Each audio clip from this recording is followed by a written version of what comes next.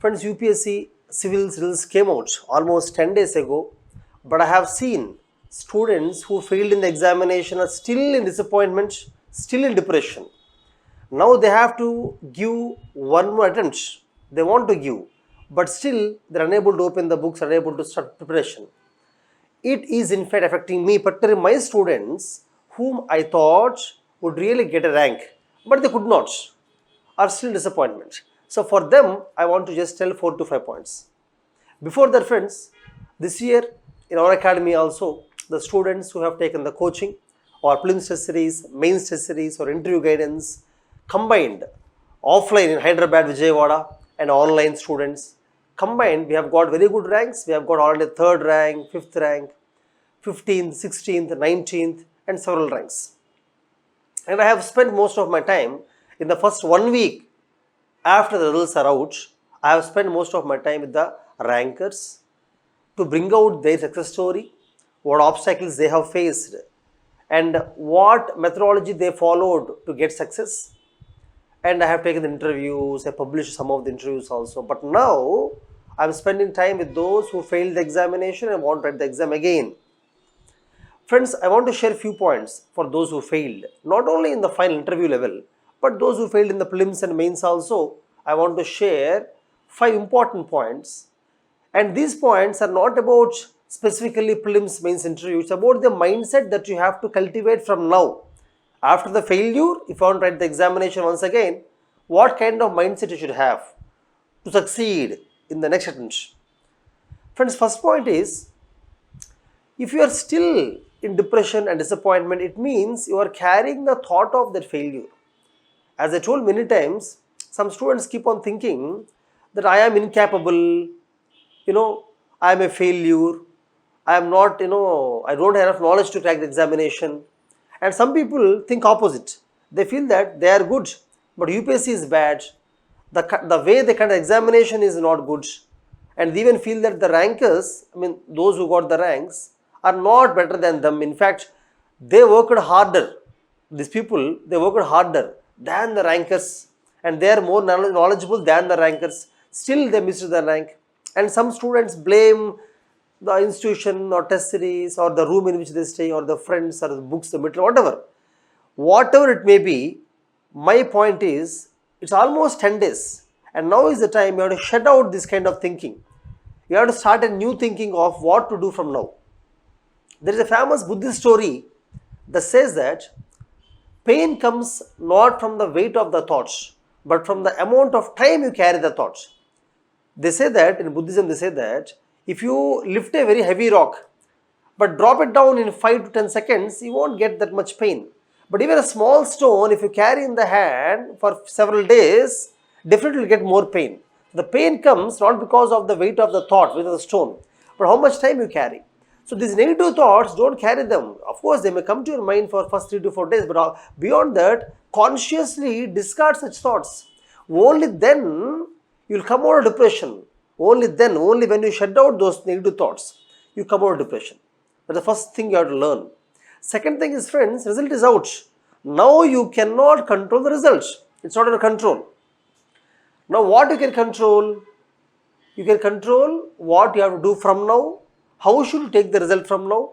What can you learn from the toppers? Of course, the toppers may be less hardworking than you. Maybe they are less knowledgeable than you. But still, their mindset and their approach are more suitable for civil services. That's why they cleared the examination. So what can we learn from them? What kind of mindset you can learn from them? You can interact with rankers if they are available, or you can observe their interviews, know how they prepared for prelims, mains interview, and see where you have gone wrong. Think in that direction. This is the second thing I want to tell you. The first thing, don't carry the thought longer. Second thing is, result cannot be controlled as of now, but then the thoughts can be controlled. What you can do, you can definitely control. So focus on those things. But the third point I will tell you is that most of the students who failed, what I observed is, they also have a strong desire to crack the civils examination. Definitely they have a desire. But most of their focus is only on the end results. They only think how it will be, after cracking IAS examination, or their entire eyes or entire their mind is on the final result rather than the journey to get the result. For example, if you want to climb a mountain, the ultimate aim is to reach the peak of the mountain. But then your focus shall be on climbing, not on the peak alone, on the climbing. While climbing in the mountain, different rugged topography or different elevation, steepness, at some places very high, is more steep, how to navigate through that. Your focus should be on those things. Only then you can, travel or climb the mountain in the right way. Similarly, in civils also, though your focus is on becoming an IAS officer, your focus should mostly be on each stage of examination. Prelims paper 1, where you are weak. In SNT environment, you are unable to score, what shall you do? How shall you practice? You are writing more mock exams but not analyzing, then now start analyzing. You are good at current affairs but weak in static syllabus, whatever. You analyze those things. Or paper 2 CSAT, you are failing in CSAT continuously because many good students who actually get very good score in paper 1 and mains still fail CSAT. So focus on that way, how to improve CSAT. Or the mains, focus on in the mains where you are going wrong. Is it essay rating? Is it ethics? Or is it other GS 1, 2, 3? Or optional, you have to change the optional, not now, but general for next year. If you are dropping now, you are changing the optional. Or the existing optional, any change in the material or toppers notes, or how to integrate with the current affairs, how to make notes, how to revise. Means your focus should be on these things mostly, not just on the final goal of getting the rank. This is something which I want to tell you. This is the kind of mindset you should have. If you are writing the exam again, cultivate this mindset.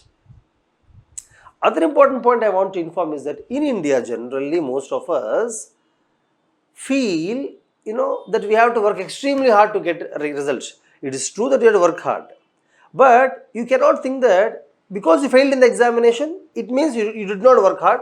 Now you have to work harder. You did not read the right books. Now you have to read better books. That kind of mindset, according to me, is wrong. If you failed the examination, it does not mean that you read the wrong books. It does not mean that you took the wrong coaching. It does not mean that you did not work hard. No. Maybe you worked hard. You read the right books. The same books toppers also read. But your approach, mindset may be wrong. Means, how do you approach prelims exam? How do you write mains answers? What is the approach towards optional? Are you reading too much? Can you really cut down and revise a limited material? Means that kind of mindset may be wrong. That's why you might have failed. So my suggestion, sincere advice is that take a step back. Take some time. Every day, take some 2 to 3 hours of time. Just think. Just relax and think. Just think where you have gone wrong. What can be changed? What is the perspective towards examination? What can learn from the toppers? How to make better notes? What to discard? Think. Spend time in thinking.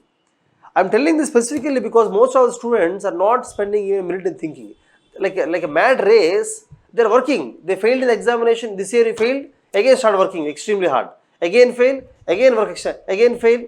Means they are only running and running. They have to stop. Relax. Think where it is going wrong.